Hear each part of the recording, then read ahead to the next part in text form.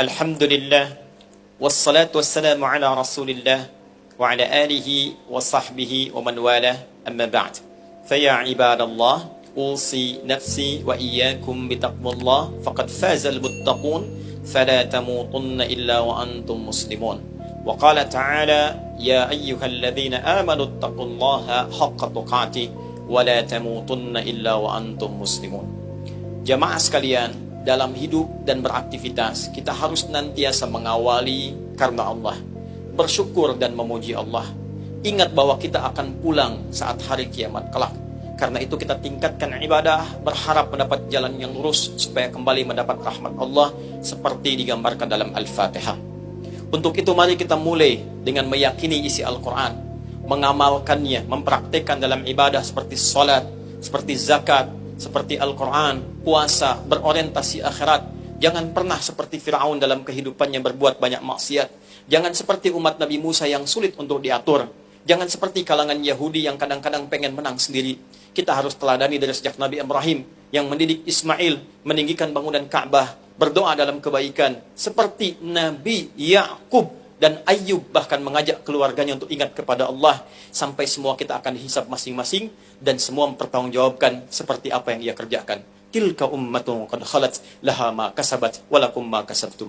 Barakallahu li wa lakum fil Qur'anil azim wa nafa'ani wa iyyakum bima fihi minal ayati wadh-dhikril hakim wa taqabbala minni wa minkum tilawatahu innahu huwas samiul alim. Ud'ullaha yastajib lana wa lakum jami'an. Berapa menit? Ya? Gak mungkin 2 menit. 1 menit 43 detik. Gak mungkin 2 menit. Gitu. Sudah? Pemilik kesuksesan itu siapa? Allah. Pemilik kebahagiaan siapa? Allah. Anda bekerja ingin sukses, dapat rezeki. Pemilik rezeki siapa? Allah. Allah punya nama Ar-Razzaq. Anda belajar supaya pintar, punya ilmu yang luas. Pemilik ilmu siapa? Allah. Sehingga Allah disebut dengan Al-Alim. Yang punya ilmu Allah, yang punya rezeki Allah, yang punya kesehatan Allah, yang punya segalanya Allah. Anda dipanggil sholat menghadap Allah, dan dalam sholat itu Anda minta apa yang Anda harapkan. Ya Rasulullah, ayo sholat. Anda bertanya, kenapa sih mesti sholat?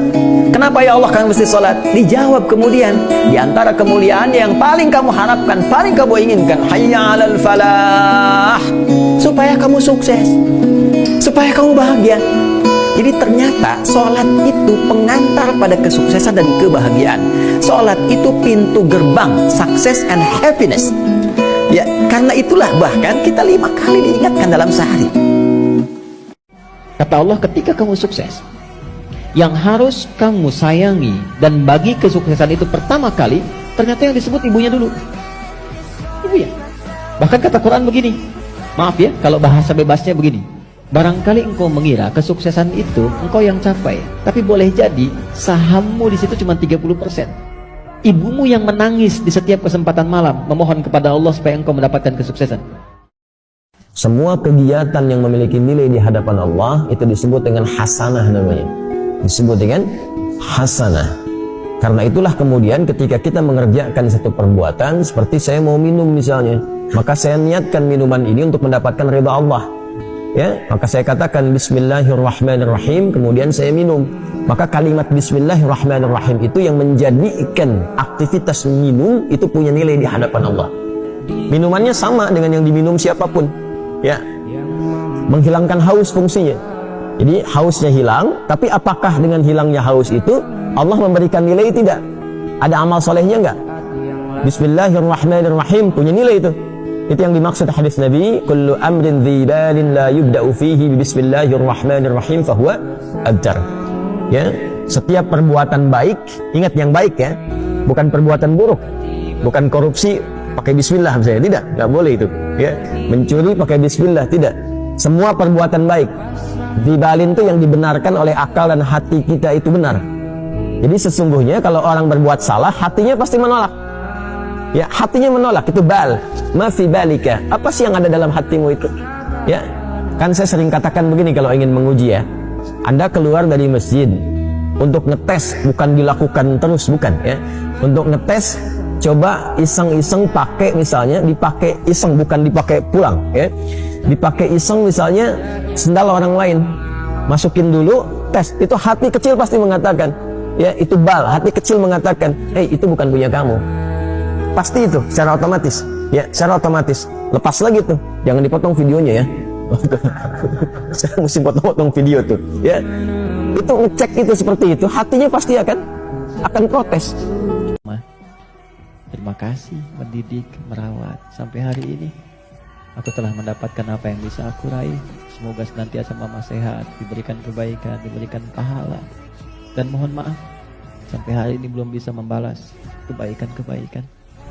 Mohon bisa dibimbing mah, supaya bisa lebih baik membahagiakan mama.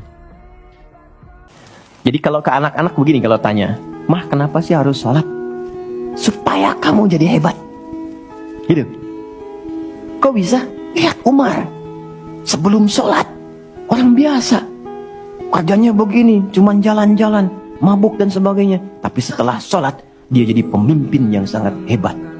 Dia hafal sekian bahasa. Dia dirikan sekolah-sekolah. Pemikirannya hebat, tangguh orangnya. Di mana-mana dikagumi. Itu. Kalau ada karyawan Anda bertanya, kenapa Pak harus sholat? Supaya kita makin sukses proyeknya. Makin banyak omsetnya. Coba lihat Abdurrahman bin Auf. Bukankah sebelum dia sholat dia kaya tapi biasa, malah hilang kekayaannya. Tapi setelah dia sholat dan dia praktekkan makna-makna dalam sholat, meningkat level kekayaannya sampai yang ketiga tertinggi. Dari kaya banget, kebangetan kayanya. Tuh, kapaknya terbuat dari emas kan? Abdurrahman bin Auf. Itu setelah sholat. Itu viral sekali kisahnya. Ya, jadi ini bagian pertama. Jadi ketika ada panggilan hayya 'alas shalah, atas sejak Allahu Akbar, rasakan panggilan itu ingin mengangkat derajat kita. Jadi kalau panggilan sholat itu dipahami sebagai hanya tuntutan ibadah, nanti jadi beban. Allahu Akbar, si ngantuk ya Allah. Tapi ketika Anda sudah merencanakan, kan malamnya kita bikin kurikulum, kan kegiatan kita tuh nyambung. Malamnya istighfar, menyiapkan kurikulum untuk besok. Istighfar itu mengoreksi yang belum bagus apa hari sebelumnya. Katanya pengen ke surga, surganya Firdaus, tapi sholatnya masih bolong-bolong. Baca Quran belum maksimal, sedekah belum ada. Kita koreksi besok terencanakan. Saya pengen sholat di tempat ini. Besoknya saya akan misalnya mengerjakan ini, capaiannya ini. Bikin kurikulum A sampai Z. Begitu kita bangun tidur, dipanggil. Allahu Akbar, Allahu Akbar. Yang kita siapkan itu tadi, rencana, dibawa menghadap Allah, minta kemudahan, minta perlindungan, minta pengangkatan. Makanya kenapa sholatnya disebut subuh dari kata asbah, sesuatu yang sudah siap dengan rencana. Wasubhi idza tanaffas, Quran surah 81 ayat 18. Di orang Islam itu bangun dari tidur, dia sudah punya rencana yang mau dia siapkan ke depan apa. Jadi nggak ada ceritanya ke depan bingung, jam 7 mau kerjakan apa, 9 ada di mana. Rencana itu dibawa menghadap Allah. Dalam sholatlah kita mintakan kemudahan. Itulah pengantar, pengangkat derajat. Jadi ketika adzan berbunyi kalimatnya Allahu Akbar, ini peluang saya. Jelas? Ini kisah nyata di Amerika. Satu kali, seorang perempuan berjilbab. Ini kisah nyata. Sedang lewat tuh malam-malam. Allahu Akbar ketika lewat, ternyata ada beberapa preman sedang nongkrong. Dan preman itu, dari karakteristik wajahnya sudah tercurigai suka berbuat sesuatu yang kurang baik. Apa yang dia lakukan? Saya ajarkan satu doa ya Bu ya. Ibu kalau ada anak perempuan atau ibu sedang berjalan ke satu tempat sedang tidak merasa nyaman, ibu boleh bacakan doa ini. Bismillahilladzi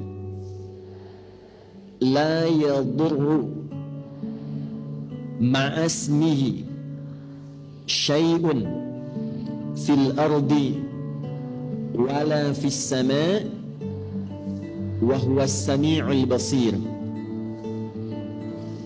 Itu kalau mahasiswi, adik-adik atau ibu atau anak gadisnya atau ibu sedang jalan terus lewat tempat yang gak enak, ada orang nongtong-nongtong diduga gak enak, bacakan doa itu.